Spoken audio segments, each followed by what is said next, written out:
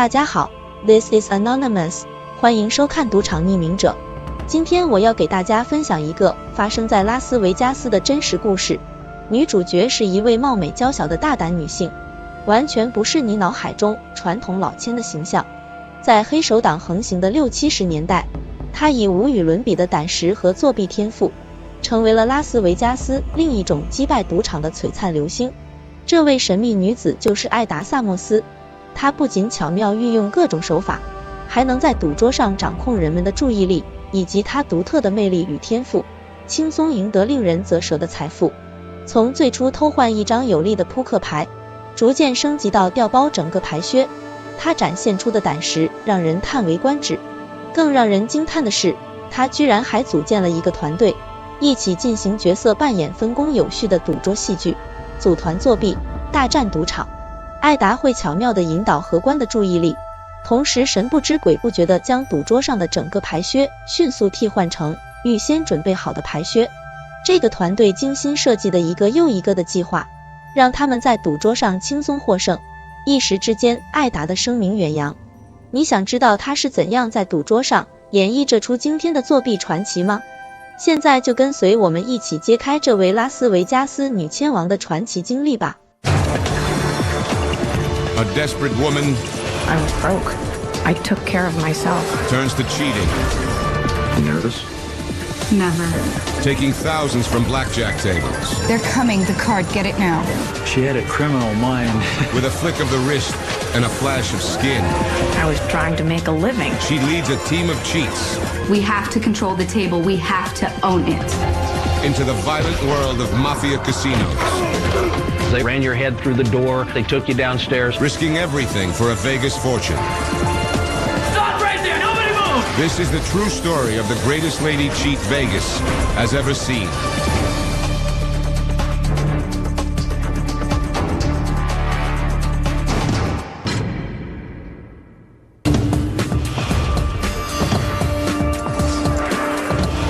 Hey, winner. Nice. The secret is to distract them any way you can. It's like magic. Take the invisible card from its hiding place, I had 21 here. and then make the switch. 21. No one sees a thing. Not the dealer, not the pit boss, not the security guard. If you've got the touch, you can take their money. But if you can't stand the heat, stay out of the casino. Hold right there, Missy.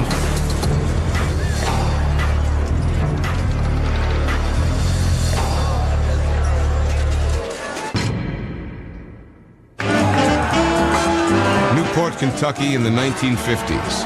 It's the Sin City of the South. The seedy town on the Ohio River overflows with gambling halls, nightclubs, and mob influence. In 1956, Ida Summers, a 16-year-old girl from nearby Covington, arrives in Newport desperate to find work. She's been abandoned by her parents and forced to leave high school. No, I didn't get to graduate. I was too busy worrying about how I was going to feed myself and pay someone some rent. If I didn't work, I didn't eat. When an employee at a Newport casino calls in sick, Ida gets a lucky break. She's hired as a shill. Her job is to attract one rich man after another. I checked to see how much money he had in his wallet. And persuade them to play blackjack so the dealers can swindle them. I did it well enough that they asked me to come back the next night. Ida's combination of smarts and beauty make it easy for her to entrap wealthy gamblers. I was making $70 or $80 a night then, and that was big money back in those days. For 5 years, Ida Summers thrives as a casino shill. During that time, she marries and has 2 children. By 1961, Ida's job is threatened. That same year, the U.S. government considers casinos to be a huge problem. Though they are illegal in every state except Nevada, casinos are multiplied due to the mafia. The state of casinos in America is that they were widespread. There was an incredible proliferation of casinos everywhere. And the mob controlled virtually all of them. There are a number of different areas where In Washington, Attorney General Robert Kennedy's Justice Department launches an all-out assault on the mob and its casinos. So he came in and took it upon himself and said, "You're doing something illegal, we're going to shut you down. We're the Justice Department, we're coming after you." In short order, the Department of Justice shuts down gambling halls all over the country, including the one where Ida works in Newport, Kentucky. 21-year-old Ida Summers is out of a job. Soon after, her marriage disintegrates. Now, the single mother must fend for herself and her children. I was trying to make a living. I started working cocktails across the river in Cincinnati, but that didn't last long.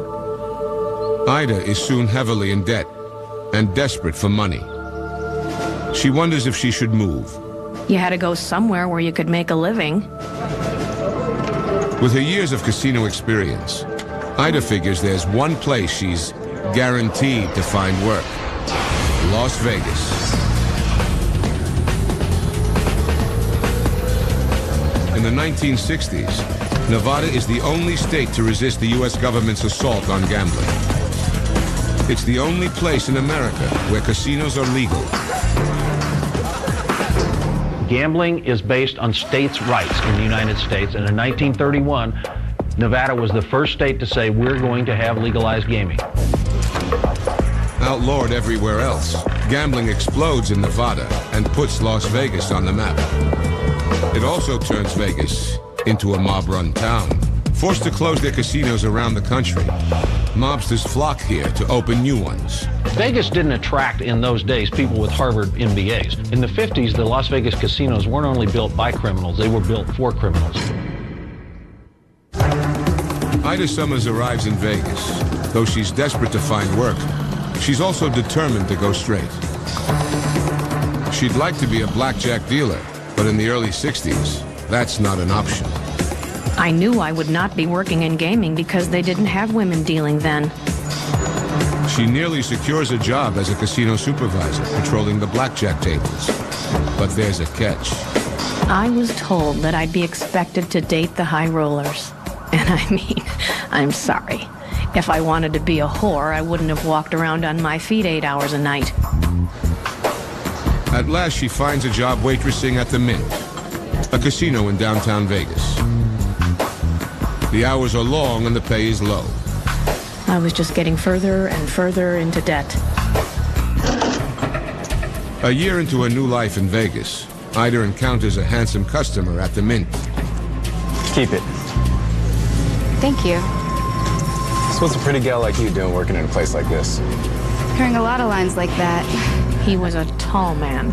He was a big man. Maybe like a retired linebacker. And he was a very attractive man. Sorry. Let's start again. I'm Buddy. Ida. It was a pleasure to meet you, Ida. That trace of Tennessee I hear in your voice? Kentucky. You don't say. He asked me where I was from, and I said, Newport. You know Newport? He said, oh, well, I used to work there. And I said, well, were you there long? And he said, no. And I knew better than to ask him, what did he do? Fair enough. No more questions. Except one. And that is? You have dinner with me tonight? Sure. Ida is drawn to Buddy, but from their conversation, she has a hunch that behind his cool exterior is a shady past. She soon confirms it. I went into the slot room where I worked, and then they had a book in there, and I remembered his name, and I looked up his picture, and there it was in the book of cheaters.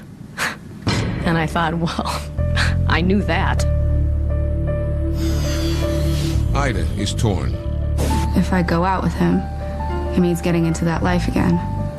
But I've got to find a way to pay my bills. And Buddy is not a bad-looking man. And he's funny.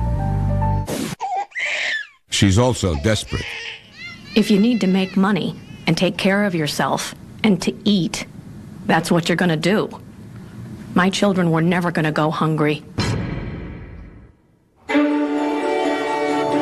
For weeks, Buddy woos Ida in classic style. Lobster dinners, champagne suppers, long-stemmed red roses. Then one night, he takes her to a casino to play blackjack. Hey, winner. Nice. A few minutes into the game, Buddy pulls a move. I started watching, and I saw that he was switching cards in and out of the deck. Stay calm. Don't stare or you mess up my business. Sure, okay. When Buddy is dealt an ace, he steals it out of the game by hiding it in the palm of his hand. Carefully, he lowers his hand so it's out of sight. Then, he slides the stolen card under his knee. I asked him what would he like me to do. Now, nice and normal. Play two hands, but don't hit on either one. And I said, okay, how much will I make? And he looked at me and he said half. Can you deal me a second hand here? On the next hand, Buddy draws a 10. In a flash, he slides the 10 off the table and replaces it with the stolen ace. 21. Buddy has won the hand. And the stolen 10 is now under his knee, ready to be dropped back in the deck whenever he needs it. What Buddy is doing is known as hand mucking. Hand mucking is the art of taking a card out of a game, hiding it on your person, and then putting that card back in with another card after you've made a big bet. The goal is to take the chance out of blackjack and replace it with a sure win. You guarantee yourself that you'll have a good hand. But only the bravest hands in Vegas can pull off the move. Not only do you need to steal the card in the middle of a hand, you need to get it back in the deck after you've won. The real key to being a hand mucker is being able to get that card back into the game without the dealer being aware that you're doing anything. All this in the high-pressure environment of a casino. In 1960s Vegas, with its mob-run gambling halls, being caught could mean serious trouble. If you were caught, it was very common for that person to catch a severe beating and being left out in the backyard or somewhere around the casino. The security guards in the 50s and 60s were goons. They were the ones that ran your head through the door, thumped you around a little bit, they took you downstairs. Switching out cards in a mob-run casino, the lovers are taking a huge risk. Tonight, the casino henchmen have noticed. The last thing he wanted to do was get caught with the deck dirty. Short one card. Buddy, you better get cleaned up. What?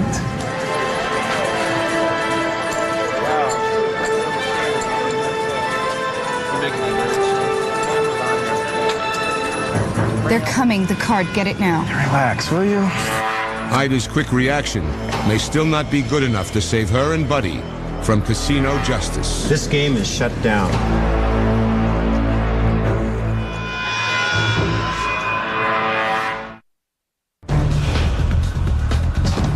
Las Vegas, 1962. 22-year-old Ida Summers, a young single mother, has fallen for Buddy Fielding, a smooth blackjack card cheat. He was a very attractive man, and I admired him in a lot of ways. He was multi-talented. But their first night in a casino together is slipping out of their control. Buddy has stolen a 10 from the blackjack table and replaced it with an ace to win the hand. 21. But the pit bosses are on to them. They're coming. The card. Get it now. Relax, will you?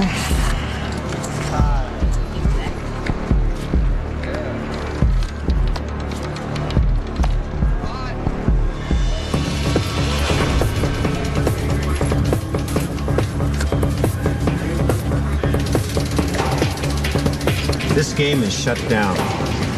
Give me the deck. With a hunch a card may have been lifted, the pit boss checks the deck. There's 5 cards on the table, Jerry. Okay. They're all here.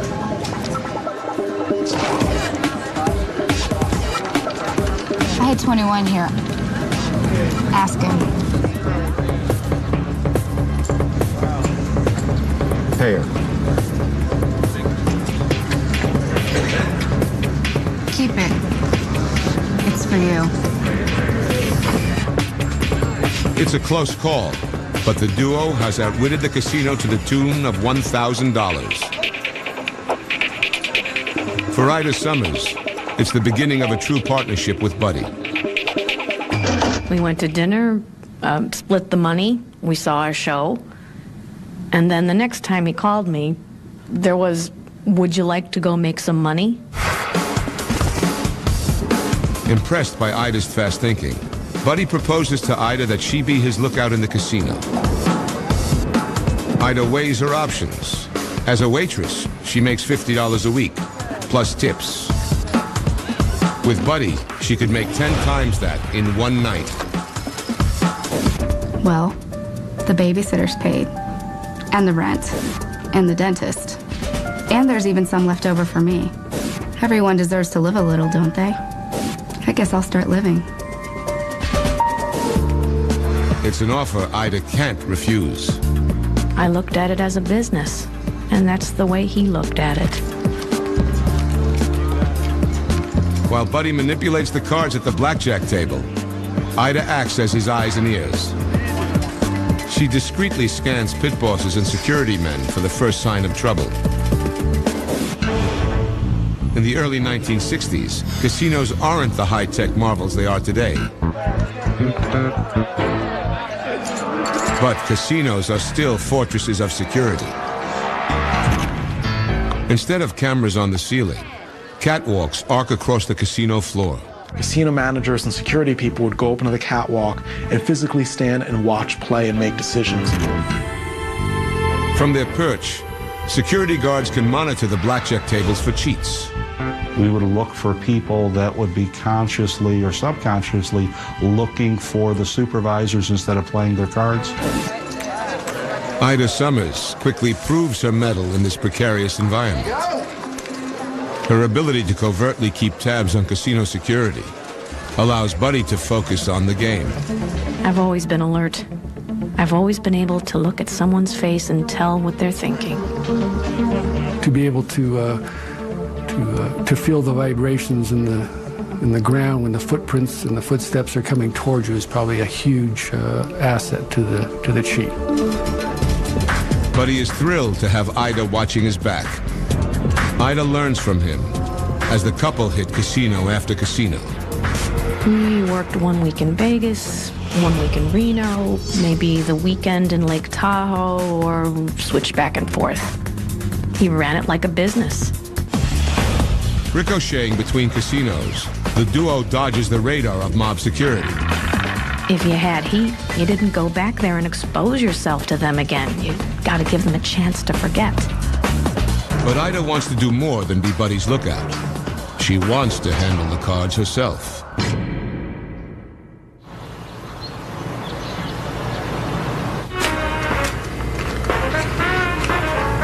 You know, you should let me steal the card for you. Wouldn't it make us twice as effective if I could get the card off the table too? Okay.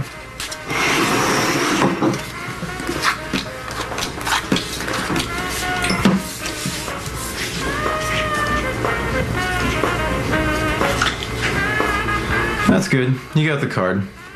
Next, you have to learn how to get it out of your hand.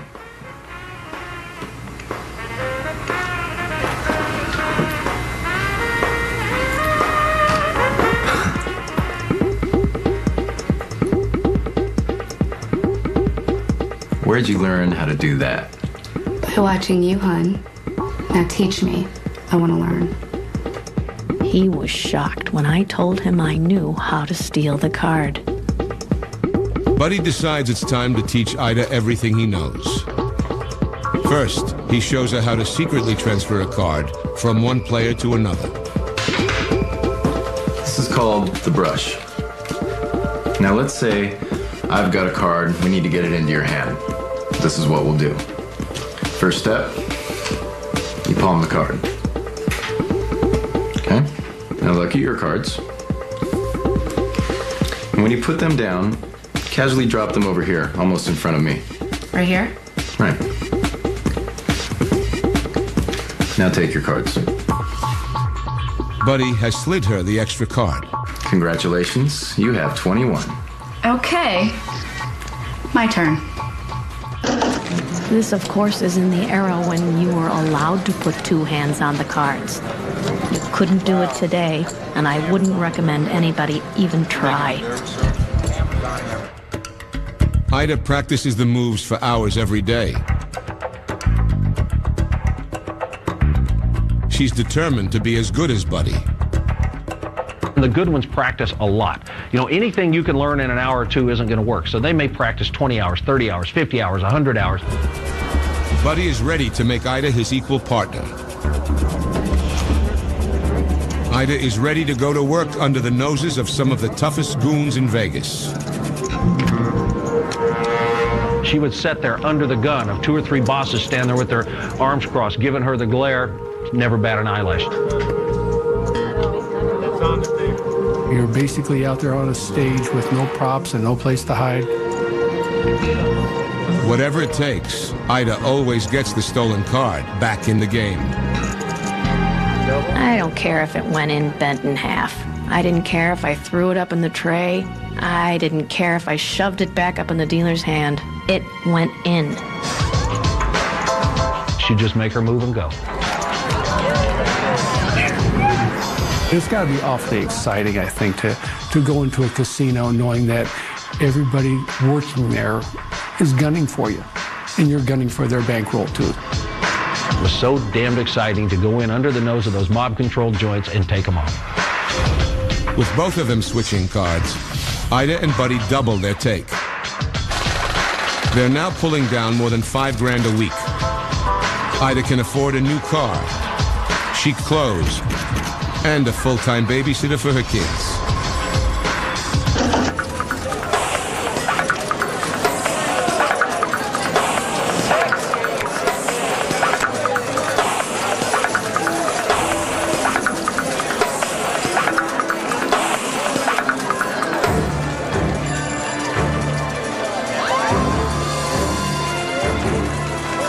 Every time Ida goes to work with Buddy, she risks it all. And tonight, she may have pushed her luck too far. All right there, Missy.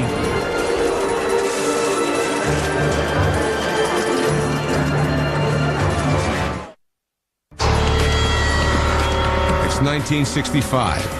25-year-old Ida Summers and Buddy Fielding are in love and having the time of their lives. They're raking in thousands of dollars by switching cards in and out of blackjack games in casino after casino. They thought they were unbeatable. No one's unbeatable. But tonight, the lovers are playing with fire. Ida is about to slide an ace onto the table to create a winning hand. All right there, Missy.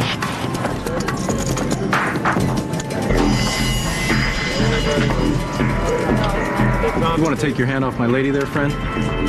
As Buddy distracts the guard, Ida slips the card back onto the table. This game's over. It's fine. Just about ready to call it a night anyway. I'm clean, are you? Yeah, let's go. Ida's agility has allowed the lovers to dodge the bullet again.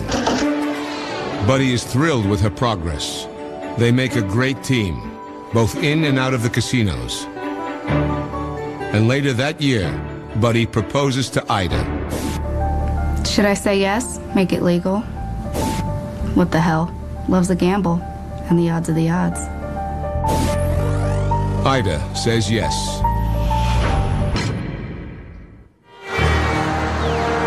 Ida convinces Buddy that she's ready to take their scheming to a much higher level.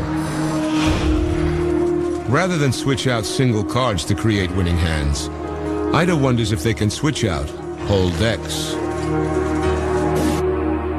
To switch a card takes courage. To switch an entire deck will take nerves of steel, split-second timing, and the slickest moves in Vegas. But if the lovers can pull it off, they will make a killing. A stacked deck would change everything. The entire game would be rigged. You've already prearranged those decks so that you can get as many blackjacks and as many double downs and splits as possible, and you never lose a hand. The rigged deck is known as a cooler because the new cards are cooler than the ones warmed by the dealer's hands. It's a cooler. Some people might refer to it as a stacked deck, an iceberg, a refrigerator. Changing the deck will guarantee a lucrative night. It's really a magic thing when you're playing a blackjack game and you know every card that's going to come out. But attempting to swap an entire deck in the middle of a casino is exceedingly dangerous, especially when you're being watched by mafia security. There's only one way to pull off this risky scheme. Take control of the blackjack table. In order to do this, Ida and Buddy will need a team. Buddy suggests recruiting several friends from his cheating past. Ida agrees, and Buddy signs up Roger Grayson and his wife Betty. Betty is immediately dazzled by Ida's poise. When I first met her, I thought she was just beautiful. She really was a pretty woman, and always dressed to the nines. I mean, she was always very perfectly dressed. Buddy also signs up John Suarez, a legendary card cheat. She was really good at what she did, you know, but with the low-cut blouse, and she was kind of heavy-breasted, and with the low-cut blouse, it would attract the attention of the dealers, floor men. They would be watching her more than anything else. She had a criminal mind. She wanted to make money. With a team lined up, Ida and Buddy are ready to practice the switch. All right, let's get started. Roger, you're the first batter. You go to first base. John, you go at third base. The stacked deck must be played off exactly according to plan. Even one card played wrong would alter all the winning combinations. Betty, you're in the center. She's a very strong woman. Very strong-willed, very together. You just had to know that she wanted it done precisely how she wanted it done. This is it, people. From these 3 seats, we have to control the table. We have to own it. You'd have to make sure that all those seats were taken up and that nobody could sneak a hand in there. Then I come in. There is only one moment in the game when the dealer's deck is left unguarded. That's when the dealer shuffles the deck and asks a player to cut the cards before he deals. Ida plans to seize this moment and have John distract the dealer. Then she will make the switch. John, that's your cue to round the dealer. Get his eye over as far as you can. And don't screw this up or we're sunk. No problem. My position was to get the attention of the dealer or the floor man. I would turn their heads just for a moment while they switched the cards in and out. Can you check me up for 100? Make him drool for you. It all comes down to timing. Now it's my turn. I only have a few seconds to get the house deck off and ours on. Then Buddy comes in. He's our takeoff man. While Ida makes a quick exit with the stolen deck, Buddy takes her place. His role is crucial. Everybody got it? Okay, let's try it a few times. While the others make small bets and deliberately lose to throw off the dealer, Buddy will lay down the big money and win. Switching a deck, known as a cooler, inside a real casino is hugely risky. Now it's my turn. The team members will be surrounded by security men at all times. Buddy works out a simple system of hand signals so that he can communicate to the team when it is safe to execute the scheme. Okay, one last time. What's this? It's no good. It stinks. And this? Same thing. No good. Terrible. Right. Now what's the signal to drop everything and get the hell out of here? That's it.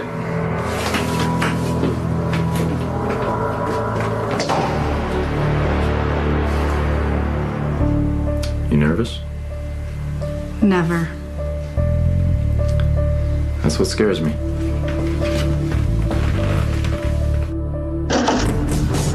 Ida is about to ratchet up the cheating and the risk to a whole new level. Switching a single card is one thing, but switching an entire deck is quite another. Ida Summers is about to raise the stakes in a game she can't afford to lose.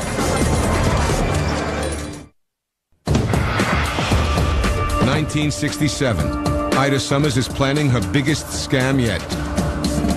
With husband Buddy, a team of cheats, and a carefully coordinated plan of attack.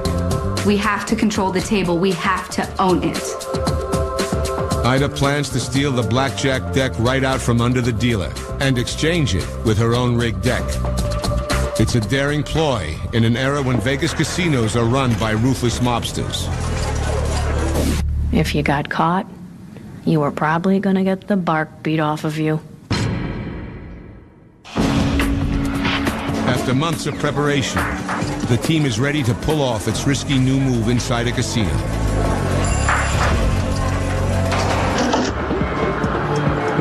The team members move in. Roger, Betty, and John take 3 places at a table. It's Betty Grayson's job to get rid of the other players at the table. Like the man sitting beside her, who has had way too much to drink. Oh my goodness, oh, I'm so sorry. Don't worry your little head about it. Ida and Buddy hover at the edge of the casino, waiting for their cues.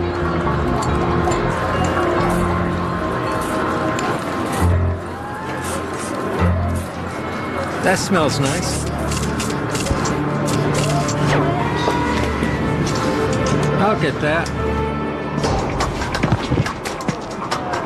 Eventually, the problem takes care of itself. The table is ready for Ida Summers. It's time to put the plan into action. New player cuts. Come on. Go! John Soares distracts the dealer. Hey, can you change 100 for me? Sure, I can do that. In a flash, Ida makes the switch. The dealer has no clue as to what has just happened. He's still making change for John. Change 100. On cue, Buddy arrives to execute the last part of the plan. It's time to haul in the money. Deal me 3 hands, I'm ready to play.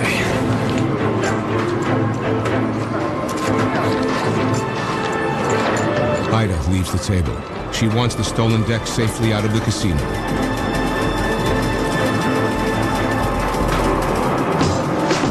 Buddy starts by losing a couple of bets to throw off casino security. You had to make losers in this too, or the house wasn't gonna ride it. Now the boss relaxes a little bit. Nobody in their right mind would put a cooler in and have a losing hand. Then, Buddy lays down the big bet. And wins. The team's first night is a resounding success. We won $8,000. And that, in those days, that was a pretty good chunk of money. For 9 months, Ida and her team ride an extraordinary winning streak. They boldly switch coolers and divide the winnings. We all lived very well. We'd have victory parties and go out and have steak and lobster and have a real good party afterwards. It was unbelievable, the money that we could make and that we did make. But beneath the glitter and the good times, Ida's life is in turmoil. While their professional lives are soaring, Ida and Buddy's marriage is souring. In 1967, Ida leaves her husband and partner. I shouldn't have married him. He didn't know how to handle children, and I decided I didn't want to be there. Ida Summers is at a crossroads. With Buddy out of her life, she has an opportunity to break with her past and give up cheating for good. But what would she do? Get a job? Please. What the hell do I put on my resume? Ida Summers. Scammed unsuspecting casinos for 6 years. Special interests, traveling, water skiing, and robbing you. Ida Summers vows to keep the team together and continue to make a fortune off the casinos. We were a team. That's the one thing that I think that people underestimate about the average crew. For Ida, the team is now family. You have to have faith in people around you. We could really count on each other. And I never ever worried about anybody turning on anybody. You all think and act and move as one unit. Ida's single-mindedness and determination pays off. The team is able to pull off their dangerous move, night after night, close call after close call. We'd have to run out of the casino. That happened pretty frequently. I learned to increase my speed when I was going out of a casino. Nobody got arrested. That was what counted. Over the next few years, the team has its best streak yet, taking in over $10,000 a week. Despite the team's good luck, the casinos are fighting back. The fight for cheaters to get money for nothing from the casinos is really an escalating conflict that's been building for decades. In blackjack, the casinos install shoes, plastic boxes that hold 4 decks of cards instead of a single deck. The dealer deals by sliding the cards out of the shoe. It was kind of like an arms race between the cheaters and the scammers and the casinos. The shoe is an innovation designed to protect the blackjack deck against card cheats. But for Ida Summers, it's an opportunity.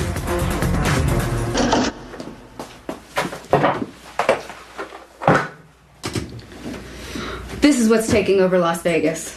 When you said you were going shoe shopping, I thought, you know. No. This little model is called Tropicana. It's also seen at the Sands, the Desert Inn, and just about everywhere. Well, this is going to be the end of coolers. I mean, this thing's going to kill us. Or it could make us a lot of money. What, switch out the whole thing? Think how many hands we can play on an entire 4-deck shoe. 50? 60? We're talking $50,000 in a night. But how? The thing is the size of a Chevy. How big is your purse, Betty? She was very creative. She had a lot of good ideas. I really admired her. That's it? We just need a big purse? No. We need another person on our team. We need a dealer. From switching cards to switching decks to switching a shoe, Ida's daring keeps raising the stakes. And now she must recruit a new member of the team, someone from the other side, someone who works inside.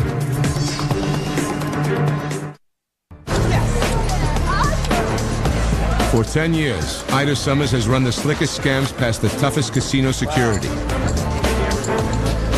Now, she's planning her biggest scheme yet.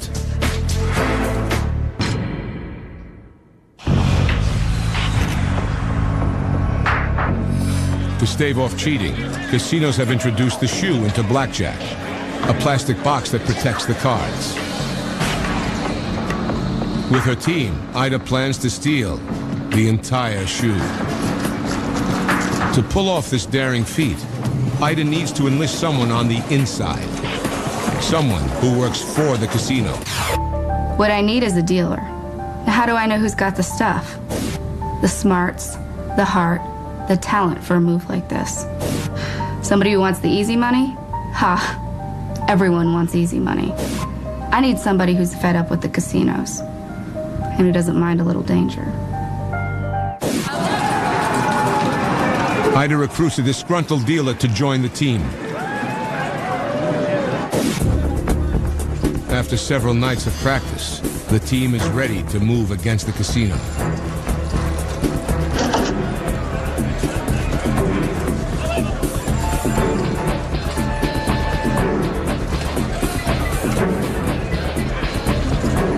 I think I'll just play one hand at a time.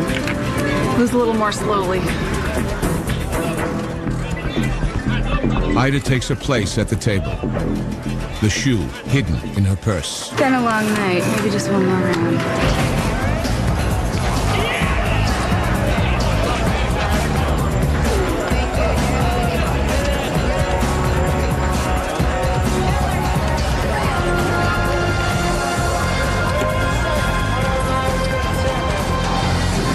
I think I'm all done for tonight.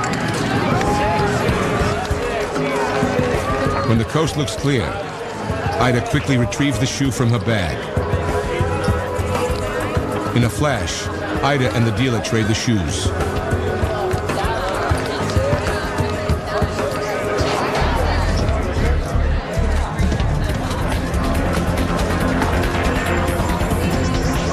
As the team plays out the prearranged game, no one in the casino notices anything wrong. And the team wins, hand after hand. It was unbelievable, the money that we could make and that we did make. For Ida and her team, nothing beats the excitement of risking it all. Going up against the casinos to rake in the money in a battle of wits and skill. Then it took it to the next level when they had 6 deck coolers, which we call icebergs, and they were switching out whole 6 deck shoes and taking off hundreds of thousands at a time. Everyone in the crew walked around with a wad of $100 bills in their pocket. You got this adrenaline rush, like, oh, yeah, right. Let's go get another one. After years of cheating, Ida has made more money than she ever imagined. She wonders if it's time to stop scamming and retire. There are only so many casinos to hit, and only so many times you can hit them before they've got you made. Take it easy, keep it small. That's my formula for survival. Otherwise, we're an endangered species. Ida decides to stage one final scam and then hang up her cards for good. But an agent at the FBI's Reno branch learns of the plan. A friend contacted me and said that people was going to try to put a cooler deck into a casino. The FBI plans a surveillance in the casino with the Nevada Gaming Control Board. Their informant has specified the precise table to watch. We knew that table number 55 is where the cards were going to go in. For that reason, we had to stay in the area of that table until such time that the cooler went in. Ida Summers is ready to make her last stand. She prepares to make the switch. What Ida doesn't know is that agents are watching her every move. And we had all the FBI and gaming control agents mingling about, playing the games, waiting to see what was going on.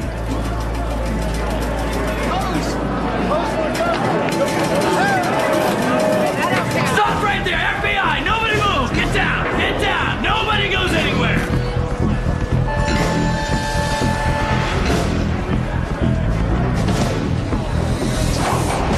The agent sees Ida. At that point, okay, there is no need to fight it, you know? So the man said, I have to search you. And I said, well, is that legal? And he said, you gave up all your rights with women's lib. And he searched. It's a huge bust for the FBI. They foiled a high-stakes scam.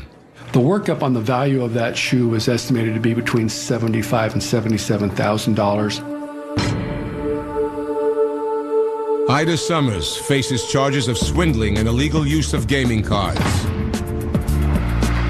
On May 30th, 1980, she goes before a grand jury. When I walked into the courtroom and looked up at that insignia and heard them state that the government versus Ida Summers, I said, no way. These people can cut me up and eat me. Ida plea bargains down to a gross misdemeanor, and in the summer of 1980 receives a suspended sentence, plus 1 year probation, plus a $2,000 fine. For Ida, after a lifetime of cheating, the stakes have gotten too great. I quit. I had not done one illegal thing since the arrest. But she remains proud of what she achieved. I had a talent, and what I did, I didn't really consider morally wrong. I know people are going to say this woman is crazy, but I didn't. Ida Summers lived her Vegas dream.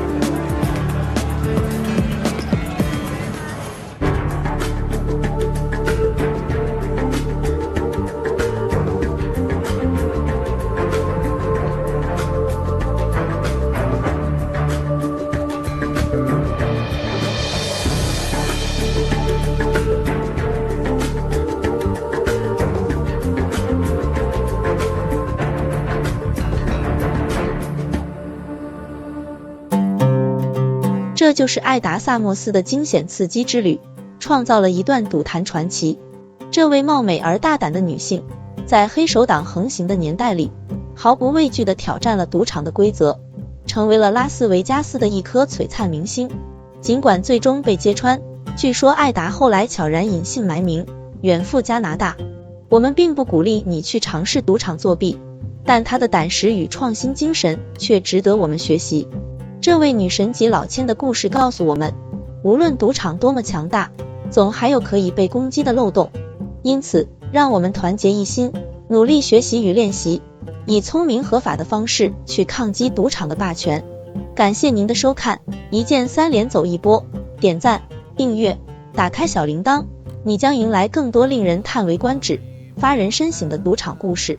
更为重要的是，我们将继续为你呈现更多实用实效的实战技术，让你在赌场中反败为胜，扬眉吐气。好吧，让我们下期再会。